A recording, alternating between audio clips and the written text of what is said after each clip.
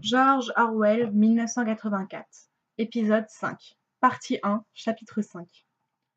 Dans la cantine au plafond bas située dans un sous-sol profond, la queue pour le lunch avançait lentement, par saccades. La pièce était déjà comble, et le bruit assourdissant. À travers le grillage du comptoir, la fumée du ragoût se répandait avec une aigre odeur métallique, qui ne couvrait pas entièrement le fumet du gin de la victoire.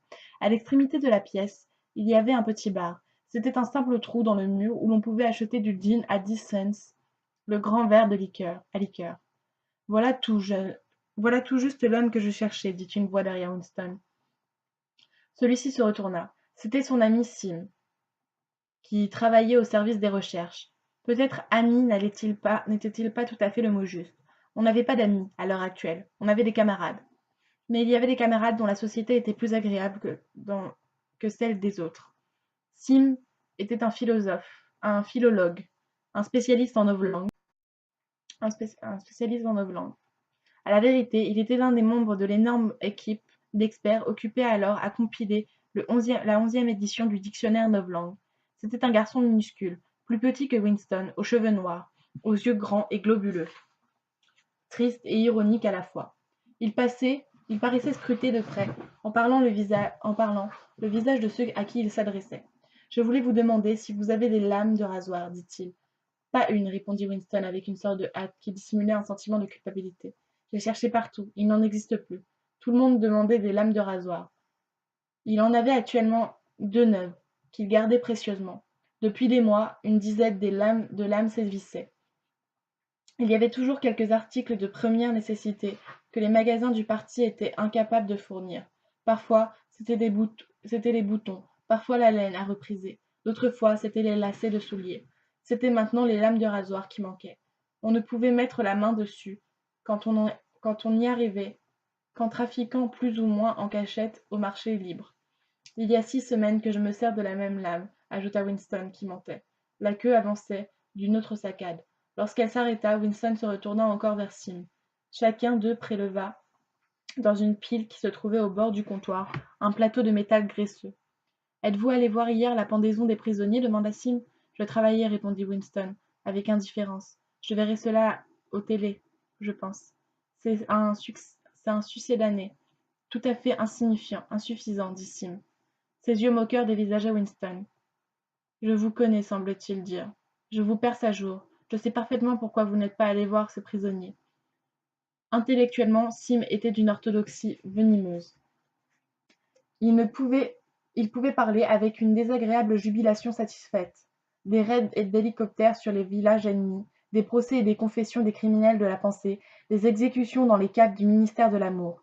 Pour avoir avec lui une conversation agréable, il fallait avant tout l'éloigner de tels sujets et le pousser, si possible, à parler de la technicité du novlangue, matière dans laquelle il faisait autorité et se montrait intéressant. Winston tourna légèrement la tête pour éviter le regard scrutateur des grands yeux sombres. C'était une belle pendaison, dit Sim, qui revoyait le spectacle. Mais je trouve qu'on l'a gâchée en attachant les pieds. J'aime les voir frapper du pied. J'aime surtout, à la fin, voir la langue se projeter toute droite et bleue, dans un bleu éclatant. Ce sont ces détails-là qui m'attirent. Au suivant, s'il vous plaît, glapit le prolétaire au tablier bleu qui tenait une louche. Winston et Sim passèrent leur plateau sous le grillage.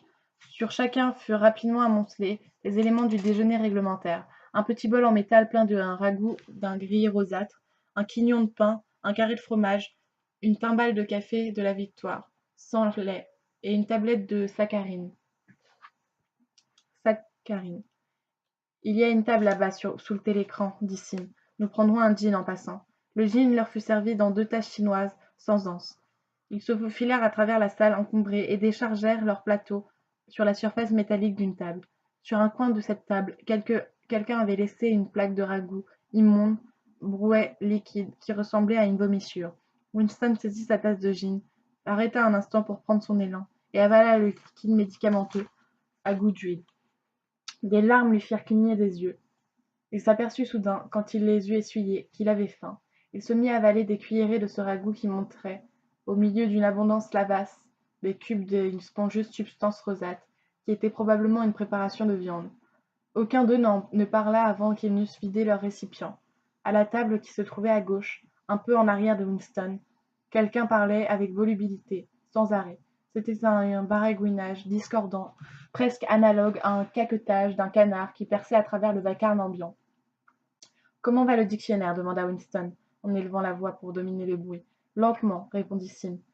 J'en suis aux adjectifs. C'est fascinant. Le visage de Sim s'était immédiatement éclairé, au seul mot du dictionnaire. Il poussa de côté le récipient qui avait contenu le ragoût, prit d'une main délicate son quignon de pain, de l'autre son fromage, et se pencha au-dessus de la table pour se faire entendre sans crier. La 11e édition est l'édition définitive, dit-il. Nous donnons aux novlangues sa forme finale, celle qu'il aura quand personne ne parlera plus une autre langue. Quand nous aurons terminé, les gens comme vous devront le réapprendre entièrement. Vous croyez, n'est-ce pas, que notre travail principal est d'inventer des mots nouveaux? Pas du tout. Nous détruisons chaque jour des mots, des vingtaines de mots, des centaines de mots. Nous taillons le langage jusqu'à l'os. La 11e édition ne refermera pas un seul mot qui puisse vieillir avant l'année 2050. Il mordit dans son pain avec appétit, avala 2 bouchées, puis continua à parler avec une sorte de pédantisme passionné. Son mince visage brun s'était animé, ses yeux avaient perdu leur expression moqueuse et étaient devenus rêveurs. C'est une belle chose, la destruction des mots. Naturellement, c'est dans les verbes et les adjectifs qu'il y a le plus de déchets. Mais il y a des centaines de noms dont on peut aussi se débarrasser. Pas seulement les synonymes, il y a aussi les antonymes. Après tout, quelle raison d'exister y a-t-il pour un mot qui n'est que le contraire d'un autre? Les mots portent en eux-mêmes leur contraire. Prenez bon, par exemple. Si vous avez un mot comme bon, quelle nécessité y a-t-il à avoir un mot comme mauvais? Un bon sera tout aussi bien, mieux même, parce qu'il est l'opposé exact de bon, ce qui n'est pas l'autre mot. Et si l'on désire un mot plus fort que bon, quel sens y a-t-il à avoir toute une chaîne de mots vagues et inutiles comme excellent, splendide, et tout le reste? Plus bon englobe le sens de tous ces mots. Et si l'on veut un mot encore plus fort, il y a double plus bon. Naturellement, nous employons déjà ces formes, mais dans la version définitive du novlangue, il n'y aura plus rien d'autre. En résumé, la notion complète du bon et du mauvais sera convertie par 6 mots seulement, en réalité un seul mot. Voyez-vous, Winston, l'originalité de cela?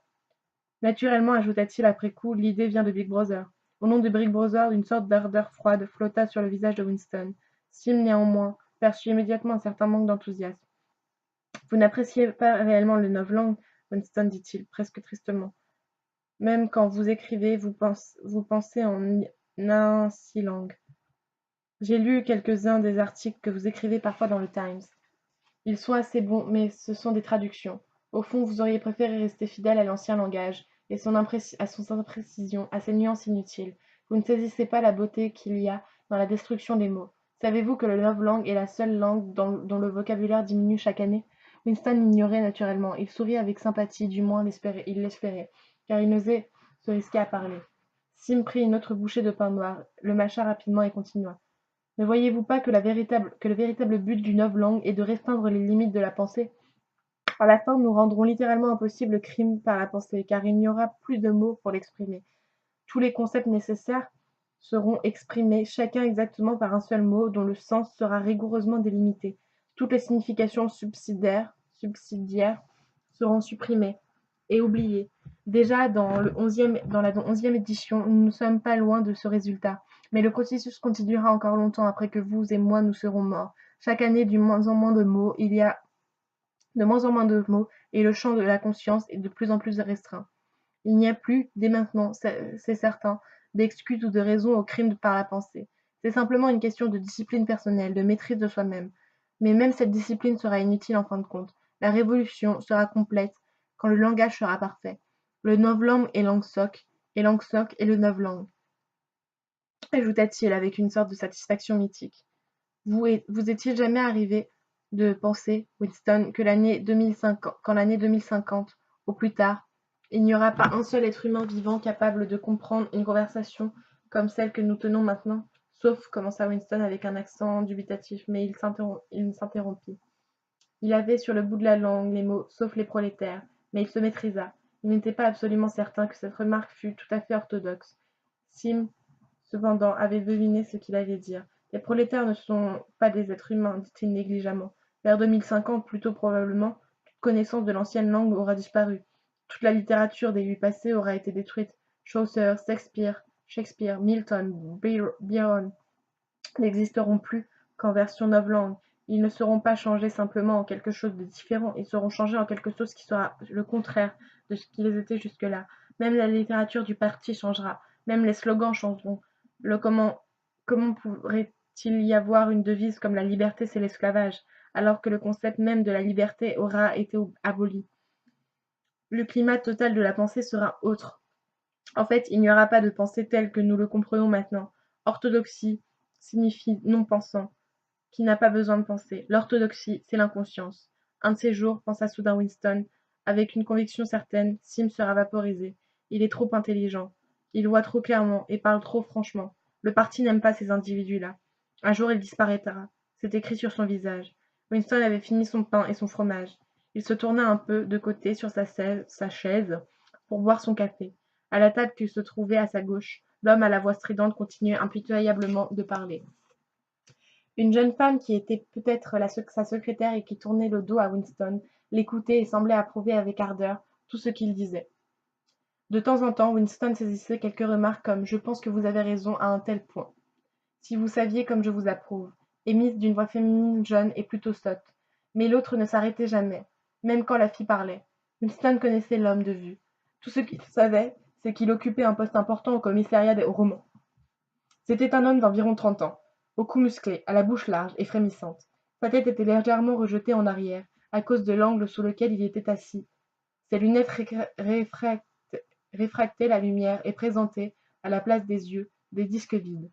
Ce qui était légèrement horrible, c'est qu'il était presque impossible de distinguer un seul mot du flot de paroles qui se déversait dans sa bouche.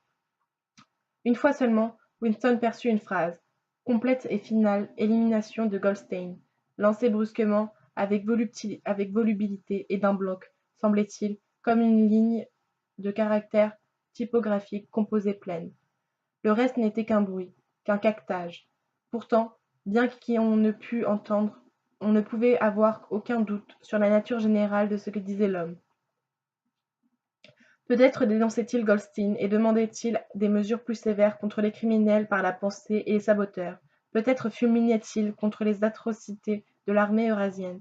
Peut-être encore glorifiait-il Big Brother et les héros du front de Malabar. Peut-être, peu importait. Quel que fût le sujet de sa conversation, on pouvait être sûr que tous les mots en étaient d'une pure orthodoxie, d'un pur Hang-Sok. Tandis qu'il regardait le visage sans yeux dont la mâchoire manœuvrait rapidement dans le sens vertical, Winston avait l'étrange impression que cet homme n'était pas un humain réel, mais quelque chose comme un mannequin articulé. Ce n'était pas le cerveau de l'homme qui s'exprimait, c'était son larynx. La substance qui sortait de lui était faite de mots, mais ce n'était pas du langage dans le vrai sens du terme, c'était un bruit émis en état d'inconscience, comme le caquetage d'un canard. Sim, depuis un moment, était silencieux et traçait des dessins avec la manche de sa cuillère dans la plaque du ragoût. La voix à l'autre table continuait son caquetage volubile, aisément audible, en dépit du vacarme environnant. Il y a un mot en novlangue, dit Sim. Je ne sais si vous le connaissez. Canelangue, caquetage du canard. C'est un de ces mots intéressants, qui ont deux sens opposés. Appliqué à un adversaire, c'est une insulte. Adressé à quelqu'un avec qui on est d'accord, c'est une éloge. Indubitablement, Sim sera vaporisé, pensa de nouveau Winston. Il le pensa avec une sorte de tristesse, bien qu'il sût que Sim le méprisait et éprouvait pour lui une légère antipathie. Sim était parfaitement capable de le dénoncer comme criminel par la pensée s'il voyait une raison quelconque de le faire. Il y avait quelque chose qui clochait subtilement chez Sim. Quelque chose lui manquait. Il manquait de discrétion, de réserve, d'une sorte de stupidité restrictive. On ne pouvait dire qu'il ne fût pas orthodoxe.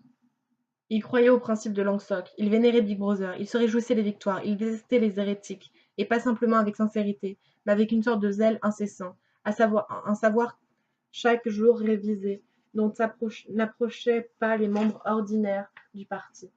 Cependant, une équivoque et bizarre atmosphère s'attachait à lui. Il disait des choses qu'il aurait mieux voulu lui taire. Il avait lu trop de livres. Il fréquentait le café du Châtaignier, rendez-vous de peinture et de musiciens. Il n'y avait pas de loi, même pas de loi verbale, qui défendît de fréquenter le café du Châtaignier. Cependant, y aller constituait, en quelque sorte, un mauvais présage. Les vieux meneurs discrédités du parti avaient l'habitude de se réunir là avant qu'ils fussent finalement emportés par l'épuration. Goldstein lui-même, disait-on, avait parfois été vu là, il y a des dizaines d'années. Le sort de Sim n'était pas difficile à prévoir. C'était un fait. Pourtant, que s'il soupçonnait ne fût-ce que 3 secondes la nature des opinions de Winston, il le dénoncerait instantanément à la police de la pensée. Ainsi d'ailleurs ferait n'importe qui, même Sim, n'importe qui, mais Sim plus sûrement que tous les autres, que tout autre. Ce zèle cependant était insuffisant. La suprême orthodoxie était l'inconscience. Sim leva les yeux. Voilà personne, dit-il. Quelque chose dans le son de sa voix sembla ajouter ce bougre d'imbécile. Parson, colocataire de Winston au bloc de la Victoire, se faufilait en effet à travers la salle. C'était un gros homme de taille moyenne, aux cheveux blonds et au visage de grenouille. À 35 ans, il prenait déjà de la graisse et montrait des rouleaux au cou et à la taille, mais ses gestes étaient vifs et puérils. Toute son apparence rappelait celle d'un petit garçon trop poussé, si bien qu'en dépit de la combinaison réglementaire qu'il portait, il était presque impossible de l'imaginer autrement que vêtu d'un short bleu, de la chemise grise et du foulard rouge des espions. Lorsqu'on l'évoquait, on se représentait toujours ses genoux à fossettes et des manches roulées sur des avant-bras dodus. Personne, en fait, revenait invariablement en short chaque fois qu'une sortie collective ou une autre activité physique lui fournissait le prétexte. Il les salua tous deux, d'un joyeux holà et s'assit à leur table. Il dégageait une forte odeur de sueur, des gouttes recouvraient tout son visage rosé. Son pouvoir de transpiration était extraordinaire. Au centre communautaire, on pouvait toujours, par l'humidité du manche de la raquette, savoir s'il avait joué au ping-pong. Sim avait sorti une bande de papier sur laquelle il y avait une longue colonne de mots et où il étudiait un crayon à encre à la main. Regardez le travail à l'heure du déjeuner, dit Parson en poussant Winston du coude. C'est du zèle, hein. Qu'est-ce que vous avez là, vieux frère? Quelque chose d'un peu trop savant pour moi, je suppose. Smith, mon vieux, je vais vous dire pourquoi je vous poursuis. C'est à cause de cette cotisation que vous avez oublié de me payer. Quelle cotisation demanda Winston, tâtant les poches automatiquement pour trouver de la monnaie. Un quart environ du salaire de chaque individu était réservé aux souscriptions volontaires, lesquelles étaient si nombreuses qu'il était difficile d'en tenir une comptabilité. Pour la semaine de la haine, une collecte maison par maison. Vous savez ce que c'est? Je suis le trésorier de notre immeuble. Nous faisons un effort prodigieux. Nous allons pouvoir en mettre plein la vue. Ce ne sera pas ma faute, je vous le dis, si ce vieux bloc de la Victoire n'est pas le plus bel assortiment de drapeaux de toute la rue. C'est 2 $ que vous m'avez promis. Winston trouva les 2 $ graisseux et sales, qu'il tendit à personne. Celui-ci, de l'écriture nette d'un des illettrés, nota le montant de la somme sur un petit carnet. À propos, vieux, dit-il, on m'a raconté que mon petit coquin de garçon a lâché sur vous hier un coup de son lance-pierre. Je lui ai pas mal lavé la tête. En fait, je lui ai dit que je lui enlèverais son engin s'il recommençait. Je crois qu'il était un peu bouleversé de ne pas aller à l'exécution, dit Winston. Ah oui, je veux dire, il montre un bon esprit, n'est-ce pas? Des petits galopins bien turbulents, tous les deux, mais vous parlez d'une ardeur. Il ne pense qu'aux espions. À la guerre aussi, naturellement. Savez-vous ce qu'a fait mon numéro de petite fille samedi dernier, quand elle était avec sa troupe sur la route de Buckhamstead? Elle et 2 autres petites filles se sont échappées pendant la marche. Elles ont passé toute l'après-midi, figurez-vous, à suivre un type. Pendant 2 heures, elles n'ont pas quitté ses talons, droit dans les bois. Et quand elles sont arrivées à Amersham, elles l'ont fait prendre par une patrouille. Pourquoi a-t-elle fait cela demanda Winston un peu abasourdi. Personne continua sur un ton triomphant. La gosse était convaincue qu'il était une sorte d'agent de l'ennemi. Et il avait pu être parachuté, par exemple. Mais là est le point, mon vieux. Qu'est-ce que vous croyez qui, en premier lieu, éveillait ses soupçons? Elle avait remarqué qu'il portait de drôles de chaussures. Elle dit qu'elle n'avait jamais vu personne porter des chaussures pareilles. Il y avait donc des chances pour qu'il soit un étranger. Assez fort, pas pour une gamine de 7 ans. Qu'est-ce qui est arrivé à l'homme demanda Winston. Ça, je ne pourrais pas vous le dire, naturellement, mais je ne serais pas du tout surpris si, ici, personne fit le geste d'épauler un fusil et fit claquer sa langue pour imiter la détonation. Bien, dit Sim distraitement sans lever les yeux de sa bande de papier. Naturellement, nous devons nous méfier de tous, convint Winston. Ce que je veux dire, c'est que nous sommes en guerre, dit personne. Comme pour confirmer ces mots, un appel de clairon fut lancé de tel écran, juste au-dessus de leur tête. Cette fois, pourtant, ce n'était pas la proclamation d'une victoire militaire, mais simplement une annonce du ministère de l'Abondance. Camarades, cria une jeune voix ardente. Attention, camarades, nous avons une grande nouvelle pour vous. Nous avons gagné la bataille de la production. Les statistiques maintenant complètes du rendement dans tous les genres de produits de consommation montrent que le standard de vie s'est élevé de rien moins que 20% au-dessus du niveau de celui de l'année dernière. Il y a eu ce matin dans tout l'Océania d'irrésistibles manifestations spontanées de travailleurs qui sont sortis des usines et des bureaux et ont défilé avec des bannières dans les rues. Ils criaient leur gratitude à Big Brother pour la vie nouvelle et heureuse que sa sage direction nous a procurée. Voici quelques-uns des chiffres obtenus. Denrées alimentaires. La phrase Notre vie nouvelle et heureuse revint plusieurs fois. C'était depuis peu une phrase favorite du ministère de l'Abondance.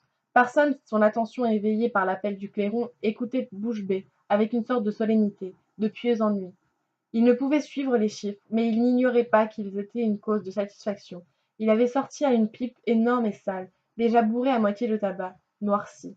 Avec la ration de 100 grammes par semaine de tabac, il était rarement possible de remplir la pipe, jusqu'au bord. Winston fumait une cigarette de la Victoire qu'il tenait soigneusement horizontale. La nouvelle ration ne serait pas distribuée avant le lendemain, et il ne lui restait que 4 cigarettes. Il avait pour l'instant fermé ses oreilles au bruit de la salle et écouté les balivernes qui ruisselaient du télécran. Il apparaissait qu'il y avait même eu des manifestations pour remercier Big Brother d'avoir augmenté jusqu'à 20 grammes par semaine la ration de chocolat. Et ce n'est qu'hier, réfléchit-il, qu'on a annoncé que la ration allait être réduite à 20 grammes par semaine. Était-il possible que les gens avalent cela après 24 heures seulement? Oui, ils l'avalaient. Personne l'avalait facilement, avec une stupidité animale. La créature sans yeux de l'autre table l'avalait passionnément, fanatiquement, avec un furieux désir de traquer, de dénoncer, de vaporiser quiconque s'aviserait de suggérer que la ration était de 30 grammes. Il n'y avait de cela qu'une semaine. Sim, lui aussi, avalait cela, par des cheminements toutefois plus complexes qui impliquaient la double pensée. Winston était-il donc le seul à posséder une mémoire? Les fabuleuses statistiques continuaient à couler du téléécran. Comparativement à l'année précédente, il y avait plus de nourriture, plus de maisons, plus de meubles, plus de casseroles, plus de combustible, plus de navires, plus d'hélicoptères, plus de livres, plus de bébés, plus de tout en dehors de la maladie, du crime et de la démence. D'année en année, de minute en minute, toutes les choses, les gens, tout s'élevait dans un bourdonnement. Winston, comme Sim, l'avait fait plus tôt, avait pris sa cuillère et barbotait dans la sauce pâle qui coulait sur sa table. Il étirait en un dessin une longue bande de cette sauce et songeait avec irritation aux conditions matérielles de la vie. Est-ce qu'elle avait toujours été ainsi? Est-ce que la nourriture avait toujours eu ce goût-là? Il jeta un regard circulaire dans la cantine. Une salle comble, au plafond bas, aux murs salis par le contact de corps innombrables, des tables et des chaises de métal cabossées, placées si près les unes des autres que les coudes des gens se touchaient, des cuillères tordues, des plateaux bosselés, de grossières tasses blanches, toutes les surfaces graisseuses et de la crasse dans toutes les fenêtres. Une odeur composite et aigre de mauvais gin, de mauvais café, de ragoût métallique et de vêtements sales. On avait toujours dans l'estomac et dans la peau une sorte de protestation, la sensation qu'on avait été dupé, dépossédé de quelque chose à quoi on avait le droit. Il était vrai que Winston ne se souvenait de rien, qu'il fût très différent. À aucune époque dont il pût se souvenir avec précision, il n'y avait eu tout à fait assez à manger. On n'avait jamais eu de chaussettes ou de sous-vêtements qui ne fussent pleins de trous. Le mobilier avait toujours été bosselé et branlant. Les pièces insuffisamment chauffées, les rames de métro bondées, les maisons délabrées, le pain noir. Le thé était une rareté, le café avait un goût d'eau sale. Les cigarettes étaient en nombre insuffisant. Rien n'était bon marché et abondant, à part le gin synthétique. Cet état de choses devenait plus pénible à mesure que le corps vieillissait, mais, de toute façon, que quelqu'un fût écœuré par l'inconfort, la malpropreté et la pénurie, par les interminables hivers, par les chaussettes gluantes, les ascenseurs qui ne marchaient jamais, l'eau froide, le savon graisseux, les cigarettes qui tombaient en morceaux, les aliments infects au goût étrange, n'était-ce pas un signe que l'ordre naturel des choses était violé? Pourquoi avait-il du mal à supporter la vie actuelle, si ce n'est qu'il y avait une sorte de souvenir ancestral d'une époque où tout était différent? Encore une fois, Winston fit du regard le tour de la cantine. Presque tout était laid, et ils auraient encore été laids, même s'ils avaient été vêtus autrement, que de la combinaison bleue d'uniforme. À l'extrémité de la pièce, assis seul à une table, un petit homme qui ressemblait curieusement à un scarabée buvait une tasse de café. Ses petits yeux lançaient des regards soupçonneux de chaque côté, Comme il est facile, à condition d'éviter de regarder autour de soi, pensa Winston, de croire que le type physique idéal fixé par le parti existait et même prédominait. Garçon grand et musclé, fille à poitrine abondante, blond, plein de vitalité, bronzé par le soleil, insouciant. Actuellement, autant qu'il pouvait en juger, la plupart des gens de la première région aérienne étaient petits, bruns et disgracieux. Il était curieux de constater que le type scarabée proliférait dans les ministères. On y voyait de petits hommes courteaux qui, trop tôt, devenaient corpulents. Ils avaient de petites jambes, des mouvements rapides et précipités, des visages gras sans expression, des petits yeux, très petits yeux. C'était le type qui semblait prospérer le mieux sous la domination du parti. L'annonce du ministère de l'Abondance s'acheva sur un autre appel de clairon et fit place à une musique criarde. Personne que le bombardement des chiffres avait animé d'un vague enthousiasme enleva sa pipe de sa bouche. Le ministère de l'Abondance a certainement fait du bon travail cette année, dit-il en secouant la tête d'un air entendu. À propos, vieux Smith, je suppose que vous n'avez aucune lame de rasoir à me céder. Pas une, répondit Winston. Il y a 6 semaines que je me sers de la même lame moi-même. Ah bon, je voulais seulement tenter ma chance, vieux. Je regrette, dit Winston. La voix canquenante à l'autre table, momentanément réduite au silence pendant l'annonce du ministère, avait recommencé à se faire entendre, plus forte que jamais. Winston se surprit soudain à penser à Madame Person. Il revoyait ses cheveux en mèches, la poussière des plis de son visage. D'ici 2 ans, ses enfants la dénonceraient à la police de la pensée. Madame Person serait vaporisée. Sim serait vaporisé. Winston serait vaporisé. O'Brien serait vaporisé. D'autre part, personne, lui, ne serait jamais vaporisé. Les créatures sans yeux à la voix de canard ne seraient jamais vaporisées. Les petits hommes scarabées qui se hâtaient avec tant d'agilité dans le labyrinthe des couloirs du ministère ne seraient jamais, eux non plus, vaporisés. Et la fille aux cheveux noirs, la fille du commissariat au roman, elle non plus ne serait jamais vaporisée. Il semblait à Winston qu'il savait instinctivement qui survivrait et qui périrait, bien qu'il ne fût pas facile de dire quel élément entraînerait la survivance. Il sortit à ce moment de sa rêverie avec un violent sursaut. La fille assise à la table voisine s'était à demi retournée et le regardait. C'était la fille aux cheveux noirs. Elle le regardait dans le coin de l'œil, mais avec une curieuse intensité. Dès que leurs regards se rencontrèrent, elle détourna les yeux. Winston eut le dos mouillé de sueur. Un horrible frisson de terreur l'étreignit. La souffrance disparut presque aussitôt, mais non sans laisser une porte de malaise irritant. Pourquoi le surveillait-elle Le surveillait-elle Pourquoi s'obstinait-elle à le poursuivre? Il ne pouvait malheureusement pas se rappeler si elle était déjà à cette table quand il était arrivé ou si elle y était venue après. Mais la veille, de toute façon, elle s'était assise immédiatement derrière lui, quand il n'y avait pour cela aucune raison. Très probablement, son but réel avait été de l'écouter pour savoir s'il criait assez fort. Sa première idée lui revint. Elle n'était probablement pas réellement un membre de la police de la pensée, mais c'était précisément l'espion amateur qui était le plus à craindre de tous. Il ne savait pas depuis combien de temps elle le regardait. Peut-être était-ce depuis 5 bonnes minutes, et il était possible que Winston n'ait pas maîtrisé complètement l'expression de son visage. Il était terriblement dangereux de laisser ses pensées s'égarer quand on était dans un lieu public, ou dans le champ d'un télécran. La moindre des choses pouvait vous trahir. Un tic nerveux, un inconscient regard d'anxiété, l'habitude de marmonner par soi-même, tout ce qui pouvait suggérer que l'on était normal, que l'on avait quelque chose à cacher. En tout cas, porter sur son visage une expression non appropriée, paraître incrédule quand une victoire était annoncée par exemple, était en soi une offense punissable. Il y avait même en novlangue un mot pour déniser cette offense. On l'appelait passe-crime. La fille lui avait de nouveau tourné le dos.